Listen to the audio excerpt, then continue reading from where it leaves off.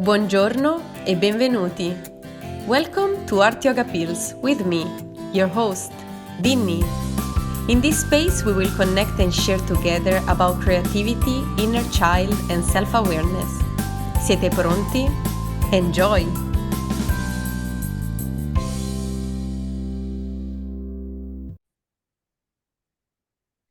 Ciao a tutti, kia ora, and welcome to a new episode of Art Yoga Pills. Today I'm not alone. I have with me my beautiful host, Jessie Kanji. How are you, Jessie?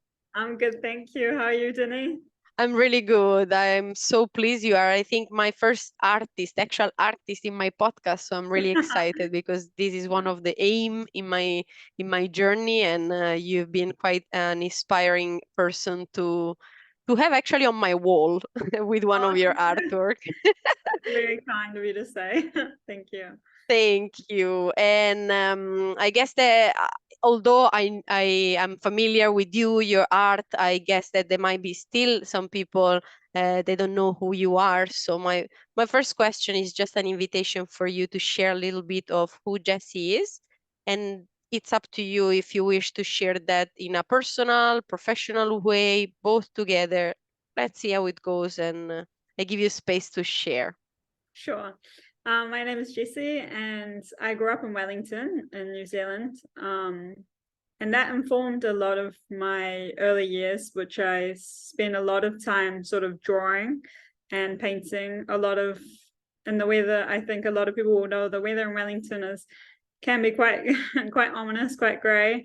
So there's a lot of time I spent inside, and in that time I sort of developed, quite a passion for art since when I was young. And then when I sort of left high school, I actually ended up studying science. So I went and I studied about 3 years of medical science. And I really enjoyed that because I really enjoyed sort of the scientific lens of how the processes in your body work, basically, and all of that, the intrinsic things that happen in our body and how fascinating they are. But upon finishing that, I realized that I was very much interested in art. So I ended up taking a side step back into art, and that's when I started to pursue a career in the arts. And the scientific medical science that I learned, it still very much informs my art. But it's more that rather than me wanting to pursue science. But that's a bit of background about where my interests sort of lie. But I'm currently living in Auckland. I've done quite a lot of traveling. I really enjoy to meet new people and see different things. So I've recently just been to Argentina for a couple of months. I was visiting some of my best friends over there that are from there that I met during the pandemic in New Zealand. So that was really special. And now I'm currently pursuing a postgraduate diploma of fine arts at the University of Auckland. So that's what I'm currently up to, absorbing all of the knowledge and facilities, and just enjoying myself. Wow, thank you, Jessie, for your brief story. I have, I guess, tons of questions that pop up in my mind while I was hearing you talking, and it's quite fascinating how you move from something that is quite scientific and so logical to something that is so creative and it works a lot, possibly also with imagination. So it's quite nice to sort of imagine that your brain has been fully working the logical side and the creative side in two different realms, but then thanks to your heart also combine them together, which is something that I will touch soon. But I will start with the part where you were mentioning about your journey through the medical school. If it's something that was coming as your willingness to learn about that because you were intending, for example, to pursue that career, or was something that was I don't know how to phrase it because I don't want to say imposed, but if was something that you choose with your heart. I don't know if this makes sense. No, This I absolutely question. get what you mean. So I guess what were my intentions, or what was the driving force behind studying medical science? And Yeah, actually, I think a big thing did come from both of my parents work in sort of the medical field. My father's a musculoskeletal pain specialist, so he works with people that have all sorts of pain in the body, riddled with pain. And my mother's a pharmacist. Well, she doesn't work in it anymore. Yeah, I think the fact that my family was heavily in the scientific field did sort of make me interested in it, and that it wasn't at all coming from pressure at them at all to study science or medicine, so it wasn't like that, but it was something that I was curious about. And also I really, with whatever you do, like I really had that intention coming out of high school. I really wanted to help people with whatever it was that I chose to do. And at that point in time, I sort of decided, okay, I think I want to pursue medicine. And I was looking to become a doctor and sort of go down that line. But sort of three years into the medical science, I sort of realized that actually it's your whole life when you study medicine and you go down that line, and it's so rewarding. Like you would definitely see such immediate results in the people that you serve and the people that you help. But I also felt that there was this huge side of me, the artistic side, that I would be suppressing if I was to go down that path. Like I remember during university and in that medical science degree, every break, and it would come to every break, and I would spend 3 months just making art, and I'd make a lot of art. Like I would, make a crazy amount of art in that 3 months, and then I'd go back to science and I'd keep learning. But the thing about that degree that really I would never take it back, because it really taught me how to think. It gave me the critical problem solving that I needed to even start sort of my business as an artist. It gave me a lot of sort of just a lot of patterns of thinking, and that thing that I don't know that I would have got any other way. I think in science, as you mentioned, it is quite logical, and it is sort of use a lot of evidence-based and the scientific lens of seeing the world. But inside that, and as you also touched on, I really do feel that science and art are very heavily linked. They're both linked into creative thought, like both take a huge amount of innovation and a lot of sort of thinking outside the box to solve problems, that you're sort of pulling different things from a lot of different places together in both things. Like I think with art, it's sort of, it's endless. You can start one thing and it leads to the next, and it's sort of the same thing with science. It really flows. Like for example, with my art, I started drawing, and then when I got to the university, I had access to the facilities. I started printmaking, and then the printmaking led to paper making, and now I'm sort of doing some sculpting with that. Like I'm making sculptures out of the paper. So it's just one thing really leads to the other. And it's the same with science. It's when you start learning that those processes of the body, like you start to think how things operate, and then you can work out specific targets for things. And that might be in terms of more immunology and that sort of thing. But yeah, lots of different stems of thought, but both require creativity. I really like that when you shared about your journey, you didn't regret your path, although it was not the one that you are pursuing right now, but you actually embrace it as a way of learning and discovering and growing personally, and then also professionally through the journey that you are on right now. But I wonder how easy it was for you initially to actually interrupt that path, to discover within yourself that was not the one that you were meant to be on, and take that step back to recreate yourself in a world that sometimes it seems like that needs to go just linear, just in one predetermined direction, and how it felt for you, if was like a strong sense, like a easy choice, or if it took anyway some time that you needed to take for yourself to ponder it on what was going to happen with all those different choices that you were able to make, and then finally choose something that was quite different compared to the journey you were on initially. Sure, yeah, I understand. Yeah, it's exactly as you said it.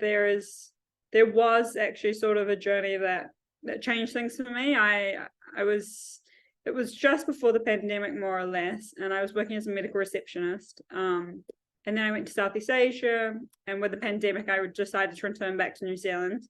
And I continued my job receptioning.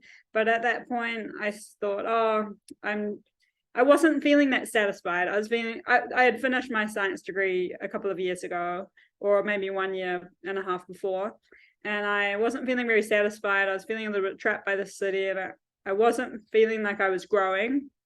And at that point, I decided to take a road trip, and I went up the country from Auckland to the top of New Zealand to Cape Ranga, and then I went down to Bluff, to the bottom of New Zealand on the west coast, in my car. And during that time, I sort of started drawing.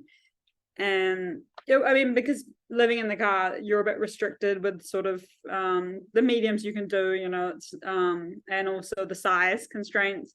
But it was my first time sort of beginning that drawing process, and I just really enjoyed it.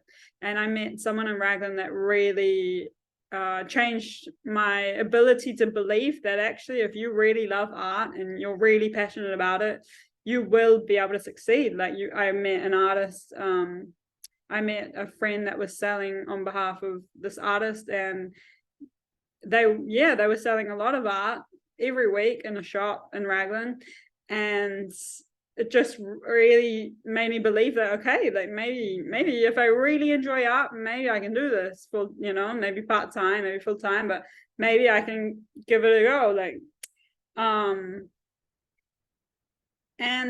but I think more the switch from science to art, I think it came quite naturally. Like, I think the thing is, like, at one point when you finish university and that sort of stuff, like I didn't feel the inclination just to pick up my textbook and start reading it. Like I did that, you know, for exams and that sort of stuff. And it's not that I didn't enjoy that learning, and I didn't enjoy that process of taking in all that knowledge. But I guess it's that I did find myself drawn to I did a lot of soft material crafts in my early years of art. And that was very artistic, very creative in terms of, like, it was crafting more than, I guess, fine art or that sort of stuff. But it really, it triggered something, that the soft material crafts triggered everything to just start coming, the different mediums and everything. But I think also something that I will say is that it did take me sort of going outside of everything. Like on that trip that ended up being about 6 months, I was completely living outside of typical civilization or society, you could call it, in cities and that sort of stuff. And I think when I had that freedom to isolate and be alone and have kind of an existential journey, I kind of realized what was really important to me and what I felt inclined to do on my own without any pressure or any sort of constructs that I felt I had to adhere to, maybe in the city, for example, where I was working, you know, because that's what you do. In the city, you get kind of among that situation and the 9 to 5. And I think, so you're right. It was sort of a triggering event. And I would have to say it was that road trip on the road that kind of, sparked it, catalyzed it. Yeah, I found interesting the fact that nature sometimes, being among nature in whatever form it suits us, is the one that sometimes can reconnect us with our inner essence and bring us those gifts that we hide somewhere along our journey, somewhere in our heart, somewhere in our mind, somewhere in our body, and they kind of bring them back in a very natural way, as you mentioned as well. So I resonate with that too. In my journey as well, was definitely necessary to be among nature to realize that there were things that I needed to see again and rethink them and act them accordingly. So I absolutely, being out of that sort of schedule, weekly schedule that in the city is way more common, is definitely give space for our heart and mind to be more open to possibilities. So yeah, thank you for sharing that. Another question that I have, but feel free to step a little bit back, is related to your art. it happens to me that I went to a market and the very first stall that I saw was yours. And since that time, when I got my first artwork from you, I realized how very recognizable was your art, as it happens for many artists of um, previous generation than us, maybe even people that are no longer alive, that they are so characteristics that you're like, name them by the name of the artist. Mhm. And this is what I experience with your art. Like when I go to the city and there are some panels, I know that that is Jessie. If I go to a art exhibition and there is something that belongs to you, I know that is yours. And I wonder how it was for you to cultivate a style that is, to me, I don't know if everybody has the same impression if they happen to come across your art, but that was for me, as a person that study art in high school as well, like something that I found really valuable in the way that you present yourself through your art, and yet I know, even if I need to search where you put your signature, but I know before even to read and confirm to myself that the artwork is yours, that is a Jessie Kanji artwork, like the way that we can say Van Gogh or Keith Haring, that's the impression that I have. So I wonder how was for you this journey of discovering yourself through a particular style that to me is what it's yours. Mm. So I wonder if was a journey that happens to be like as natural as for everything, or was something that you kind of always knew. I don't know. There are so many way of putting it, but I guess that your answer Oh, yeah, will. no, I understand your question. Yeah, for me, while it might seem like the coherent style is intentional, actually for me it just sort of came out that way. I started sort of, these patterns started coming out from within when I was on that trip that I mentioned. And then it just sort of kept coming, and it wasn't, I'm very unintentional with my art. I sort of prefer the arbitrary than the deliberate, I never sort of set an intention to say, like, I have, this is what I want to say, and this is the piece of art that I'm going to say it with.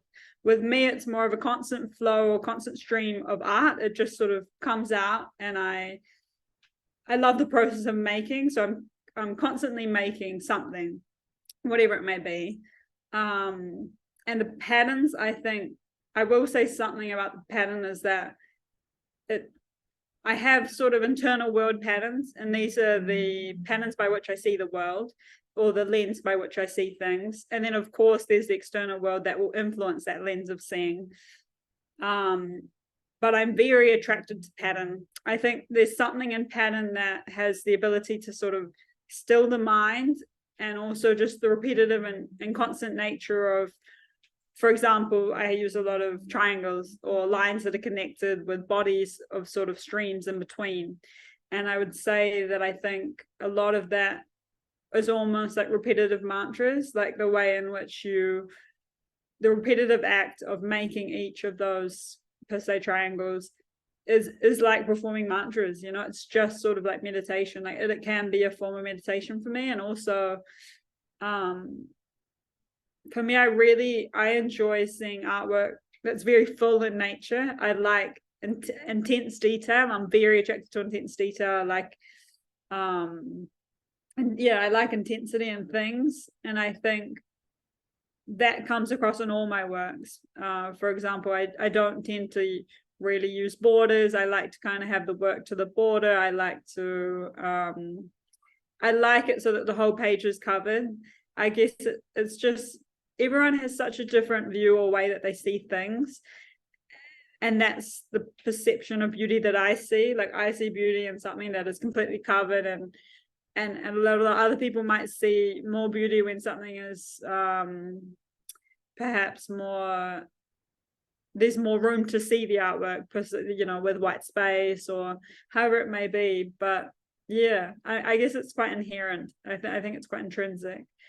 I'm not, as I said, artistic intentionality is not something that I really adhere to. So yeah, it is just through play and through figuring out, I guess. Yeah, I never know what's going to come next. But yeah, I don't know if that quite answered your question, but Of course, yes, it does, because anyways, like your personal experience of what you're sharing, and that's all it matters. It doesn't need to be a right or wrong answer in no, this, but definitely it clarifies my curiosity about this, yeah. and I seems to understand that anyway there is a lot of free flow and playfulness in the terms of elaborating your time and your space in connection with art as well. Mhm. So using all your available time to sketch freely, maybe not even thinking that one particular piece might be then the inspiration to become an actual piece of art that then it will be exposed somewhere. So I really love this of your way of connecting with creativity and your art as well. Mm. And so I guess that based on that, the other question that comes to me is, what would be a suggestion that you will give to someone that is yet connected with art, but yet feeling quite blocked in the way that they see their art, and making eventually the next step on that, so allowing other people to see what they've been creating? What would be your recommendation of uh, creating that space between yourself, your art, and then a potential audience, when someone might feel quite Vulnerable. not ready yet, but with the support of a friend such as yourself, like what advice would, or suggestion or idea might might come from your side to someone that is blocked at the moment? Let's say it's me, which I'm Okay. sometimes I'm feeling that way, as a potential artist. But Yeah, I know that I'm not the only one. I believe that there are many people that consider themselves creative and artistic, yet they don't do nothing about it, and they keep all their artwork hidden somewhere without allowing themselves to, or their art to see the sun. sure. First, I'd say that there is a lot of beauty in keeping things to yourself and keeping things hidden. Like, I mean, I might seem like I like to share my art a lot on social media or whatnot, but I think a lot of that comes out of more necessity to try and sell it and try and get it out there to the markets that might are looking to buy art. But in response to your question, I'd say a lot of inspiration can come from sharing. I really do find, like, when for example, in the studio that I currently go to a lot, I find it really inspiring when we're all creating together and we're sharing together, and it's that process of constantly bouncing ideas off people, or constantly being in and it's whether you're questioning the medium you're using, or questioning the subject matter that you're making, or questioning little things in the technique of things. I think it sort of allows you to grow more when you are able to share your work, because it means that you take it out of your own mind and your own realm, and you sort of, it becomes open to having other people's input. And I think feedback can be quite valuable in terms of informing your practice and sort of knowing where you might want to go next with the form of creations or what it is you're doing. But it is hard because you do have to be vulnerable. And I think in terms of being blocked creatively, I'm quite lucky in the sense that I think for sure I go through periods of time where I might be a little bit less inspired, but I'm still creating. Like, for me, I'll never have a block, or I'm not sure if it's a block, but for me, I'm always making something. And for the last sort of 3 years since I started really focusing on art, I'll always be in the process of making something. And I remember my really early days of making art, and when I used to do a lot of crochet, and I found myself feeling like I always had to have sort of 2 or 3 projects on the go, because as soon as I finished one, I'd get really sad. Like I'd almost feel a sense of depression, like it was very short term and short lived, because I'd start the next one. But then after a while, I started realizing, okay, maybe I want to have a few different projects on the go, so when one ends, I've got something else to pick up and do. And I think, and even as far back as my exams, when I used to do my university medical science exams, it was the same thing. I would work so hard towards one thing and do so much learning, in the space of whatever it was, 13 weeks. And then you'd have this exam, that you put so much energy and sort of, I guess, pressure on yourself to do, and then finish, and you're kind of like, oh, what do I do with my life? Like, I don't know. It becomes quite an experience. But I think, with being blocked, I would say things always come and go, and whether it's your creativity that's gone for a while, it will come back. Something will trigger it to come back, and it's also okay to not be as creatively inspired in one point in your life. Like, I think to always force creation is just wrong. It's like forcing meaning out of your work. Like, for example, I tend to, like, I make work, and then there's a lot of latency between making the work and then understanding or knowing what it means. Like, that meaning comes later a lot. And I think it's the same thing with inspiration. A lot of periods of inspiration, you might make meaning out of why they came a lot later, and so, I guess advice is hard for being blocked creatively. Can be hard to give, but I guess it would just be keep going, and I have the awareness that it will come back. Like, if it will come, then it will come. Thank you for that. Yeah, that's a beautiful reminder, even for myself, to not, as you said, to put pressure, and as well. I lost it, but was something related to the fact of that is sort of wrong to trying to push it so hard, because it won't have the same flow as something that comes more naturally, will be just pushed, and then it might not be so coherent then to how we normally feel if we're trying to push it so hard for a purpose or another. So yeah, absolutely, I resonate with that. And I also, for myself, when I feel that there is nothing to do, I just doodle in the corner of the pages, and it still feel like quite nice to keep my hands with that sort of motion of being connected with something that makes me happy. Although I don't need to expect those little corner on the paper to become like the next art exposed at the museum. I need to be just okay with whatever comes, and knowing that there is no reason for no one to put pressure. Although sometimes we are the very first one that put pressure on ourselves. No. The second things become outcome based is when you suffer, because you're scared to fail, and that brings a lot of creative inactivity, or when you feel blocked. A lot of it can be because you're scared to fail. And I think with printmaking, more and more with prints, you might make 20 prints and maybe 2 good prints. Can be very hit and miss.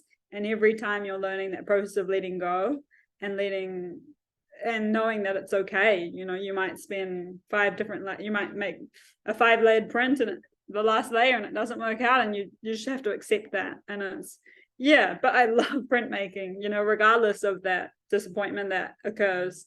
I think, never fail to get back up again and make another one.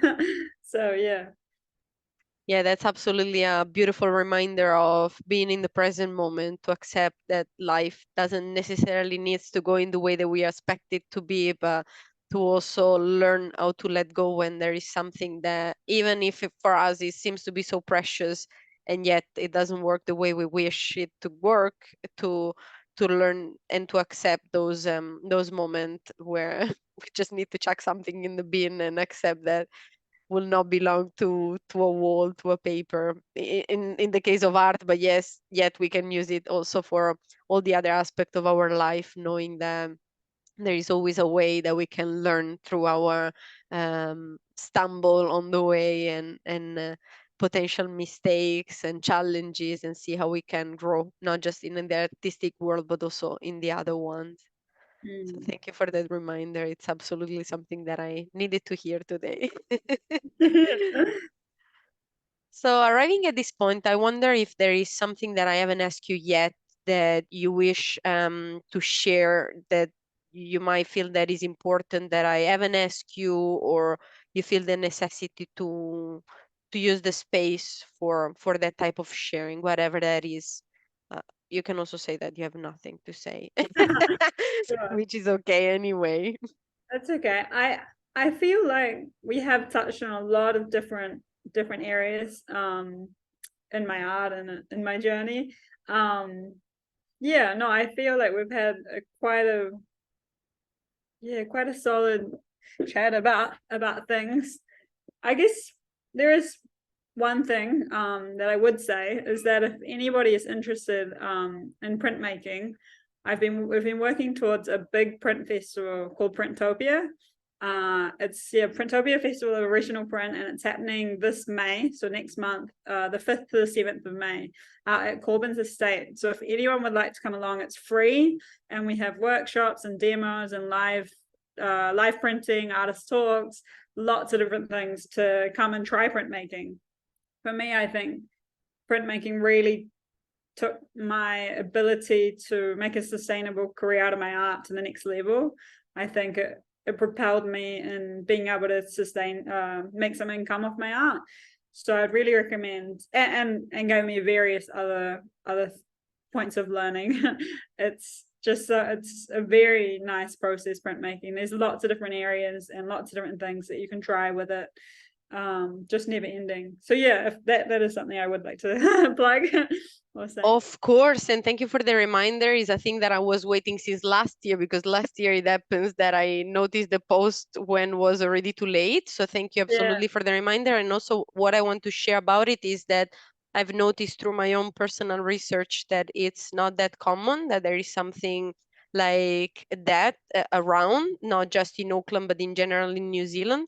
So it's a really good opportunity to might get curious and interested about something that is not out there and easy to access to every day. And plus, if it's free, it's kind of adding to the way of connecting with something that someone might be interested to without the pressure of the finances. Because yeah, through my personal research, I discovered that this type of workshop, they are not very common, and yet there might be something really cool that you might not necessarily applying through to your life or career path. Yet it might spark your curiosity, and as it happens for you, Jessie, it could be a ripple effect for something for someone. Or mm, even just an experience of knowing how, for example, some of our t-shirt with stamps come from, but doing it uh, from the point of view of the maker. So it's oh, absolutely absolutely. something that, yeah, I will also encourage everyone to participate. Yes, yeah. And about your own personal exhibition, is there anything that we might expect anytime soon, even markets? Because I know that sometime you happen to be also in some market around Auckland. Is there anything where people might connect in person with you and your art that might be Sure. coming soon?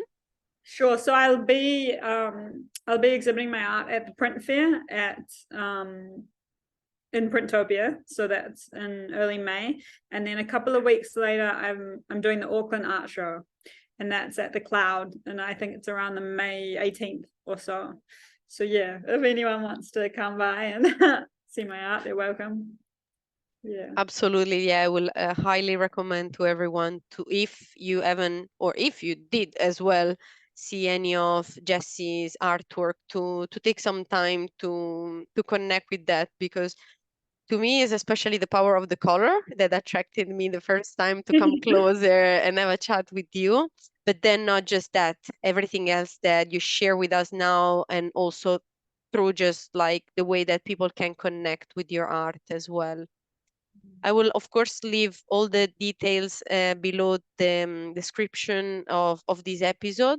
But I wonder if there is anyone that wish to connect with you, either to know more about the way you are creating your art, or suggestion that they might wish to receive from you, what would be the best way of connecting through social media these days? Sure, yeah. I would say you're welcome to reach out on either Instagram.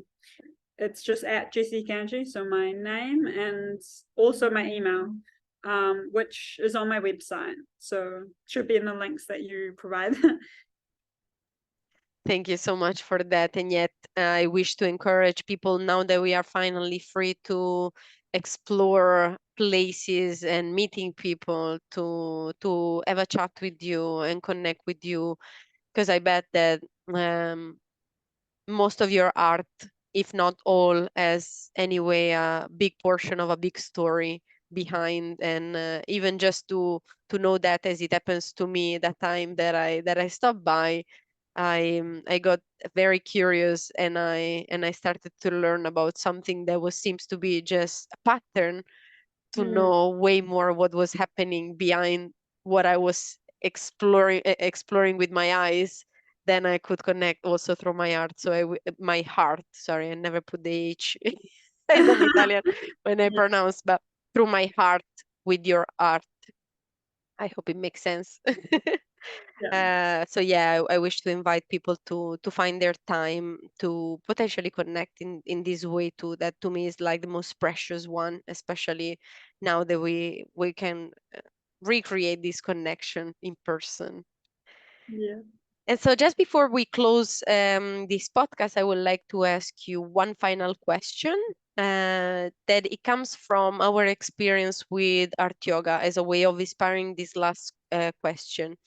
The way that we conclude our practice of art yoga comes with the sharing of three grateful things that happen in your day. But since this is a different approach that we connect to, and possibly also with our audience, my invitation, if you like, is if you would like to share with us three empowering messages that you would like to um, yeah, share with us.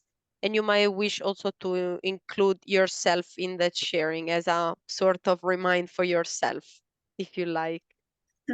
Sure, yeah. Well, with one of them, I would say, yeah, gratitude. Just being so aware of the little things for me, like a cup of tea in the morning, the ability to just make, I'm just so, I feel so fortunate to be at art school right now and have the opportunity to have access to world-class facilities is just something that I'm so grateful for, and it's changed my life. Some other empowering messages, I'd say, yeah, just being aware that things do come and go, and that's in terms of material things, but also in terms of feelings. Like, I think something in my life is that if I'm feeling a bit down or I'm feeling one way or another, just having, yeah, just having the awareness that that things shift. Things or energy is always changing, and that's energy in yourself, energy externally, energy everywhere. Energy is constantly in motion, and so just having that concept or idea near just kind of can save you sometimes, sort of save you from going down that rabbit hole and things becoming nihilistic or however it, yeah, forms. And yeah, just I think something that I'm also really grateful for is just, yeah, my family and friends. I just have a really close circle of best friends that are, sort of live in Argentina and then also New Zealand, and having this support system and people that are like a family.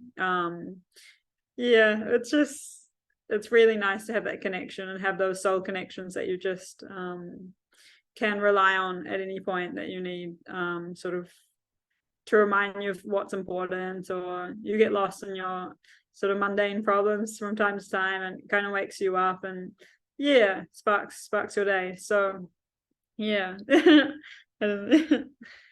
Thank you so much. Yeah, I love this part, and I like to keep it secret so people don't tend to overthink before the time comes, Yeah. and keep it quite spontaneous. So thank you for that. It's always to me like the beauty of using the words of other to be inspired, and and also use them as a reminder, because there are so many things, as you said, to be grateful for. And sometimes when we are in that spiral, we tend to just like focus on the negative aspect of what our life is taking us to, instead of keep on celebrating what we already have, and reminding that there is still something to be grateful for, to me is something very precious. So thank you for doing that with us today as well. Cool. And I guess for this moment in particular, we conclude our conversation. And I would like to thank you, Jessie, for taking the time to allowing yourself to be open to this sharing, and to share about yourself, but also about your path and your journey. And I wish for everyone to be connected with you in the same way that I had the pleasure to do, and as well for your art to keep inspiring many souls as you did to me. So thank you so much. Awesome. Thank you so much, Jenny. It was really nice to have this conversation and see you again. Likewise. And for everybody else who is listening, I hope you have a lovely day, and keep on listening to us. Bye. Grazie per averci fatto compagnia. We hope you enjoyed your time with us.